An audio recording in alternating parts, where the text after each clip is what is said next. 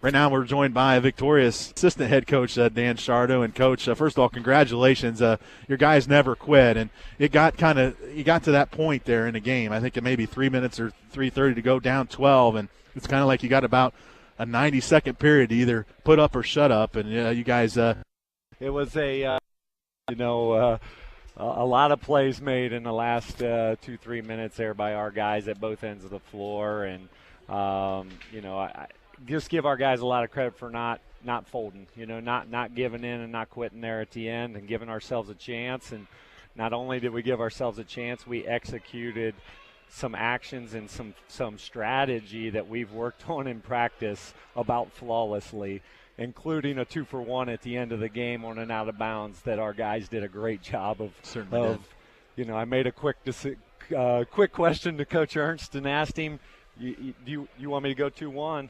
And with 38 on the game clock, that's a little dicey, but we had the ball under our own hoop, so we took a look at it, and it was there. We scored it.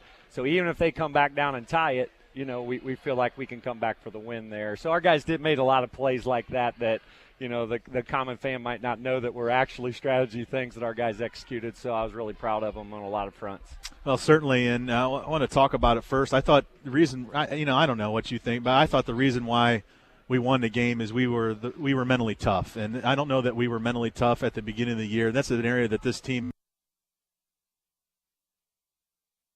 to say the least. I'm not going to ask you to comment on that, but we had to battle through. I mean, at one point in time, I think it was 10 fouls against us to just 3. On the other hand, it seemed like every time we had a call that could have go either way, it went ODU. And I think early in the year we would have completely fell apart and maybe got beat by 20, but we hung together, and I got to imagine you guys got to be proud about that. Yeah, absolutely. We just had some adversity situations that our guys didn't fold, and that was, it's a big step for this group, not only this year but moving forward in the future, because we got some young guys out on the floor, and that's a great thing to see for our young guys on the bench, to see those guys stay composed in those situations and make sound decisions at both ends of the floor and stay together, not start fighting amongst each other and not divide within, and we did that, and I'm really proud of our guys for that, and sometimes it takes a few breaks as well. They cross the line on the inbounds play, and some things fall your way, but I agree, we had control of the game a couple different times throughout, maybe up 10, 2 different stretches, once in the first half and once in the second half. And some of them were self-inflicted, where we had some turnovers and some bad decisions in there. And maybe there were some calls that could have went our way, but, that's life on the road sometimes too. And, I'm not sure we even fouled them at the end there, but maybe we did. But if we did, it was on the floor. But regardless, so maybe we got one back at the end there. I don't know that we did, but regardless, I just give our guys a lot of credit for their mental toughness. Well, I've always heard Coach Niekamp say, always said it, and veterans from Lima, 22 points, the Lima boys got it done. That's right. Yeah, I thought Taryn, actually both of them were ready to go to start. Martise, they do a really good job of defending Martise. Sitlak's a really good defender. He's very conscious defender. He doesn't make a lot of mistakes. But Taryn kept it. They got up 10 on us to start the game 14-4, and I thought Taryn was huge early, just kind of settling us down a little bit, and then obviously throughout the game, both those guys made a lot of huge plays. So yeah, the boys from Lima came up big today. No doubt about it. And when I got the stat sheet, I would have never guessed Elijah Collick had 10 points. It was kind of a quiet 10, but boy, did he hit a critical shot there, little 4-footer there when you were down 5, got you with 3, and then that's when all the crazy stuff happened. Yeah, he did. Shot. We called the play before that as an isolation for Taryn, and really I think Taryn had the baseline on that kid, and they actually called a ticky-tack hand check that they haven't called the entire game. I was actually mad they called that one because I felt like we. So we ran something else for the inbound, and Elijah took the ball to the basket under and do some things out of there that caused a few turnovers. They got a 5-second call in there, and they crossed the line one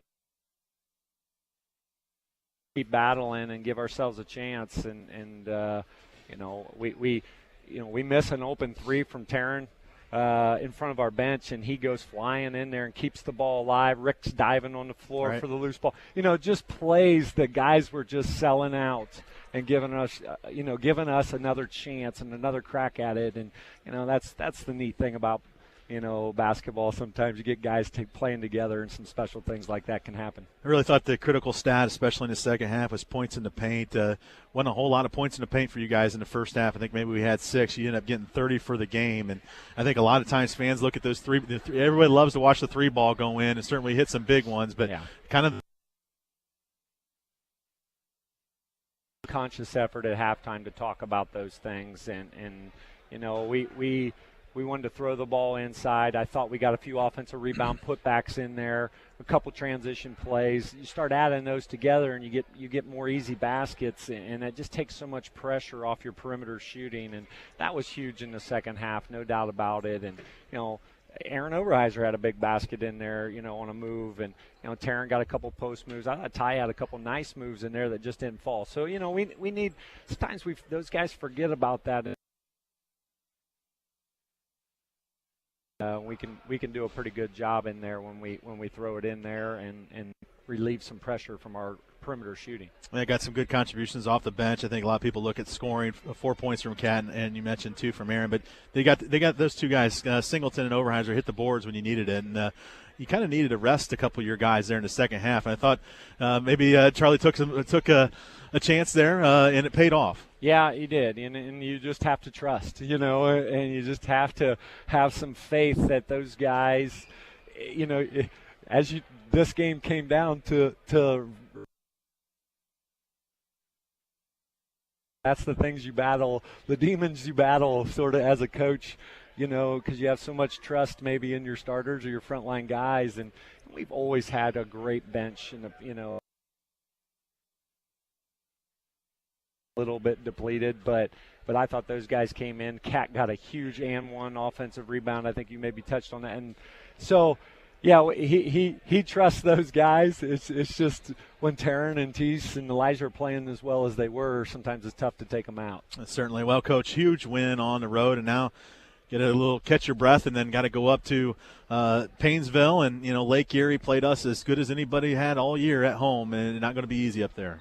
We know it's not going to be easy. They seem to always play us pretty tough, anyways, but at their place especially, and I think it was a 2-point win if I remember correctly, or 2 or 3 when we played them the first time and at home. So they're young, athletic, continually getting better. It'll be a very tough road game on Saturday. We'll have to have a great effort to come out of there with a road win. But, boy, getting 2 road wins this week would go a long way for us, moving down this stretch here. Certainly will. Well, congratulations. We'll see you on Saturday. Thanks, Jason. That's assistant head coach Dan Shardo, and what a game here. Oilers down 12 with about 3 minutes to play in this one. Come back and get a 3-point victory, 82.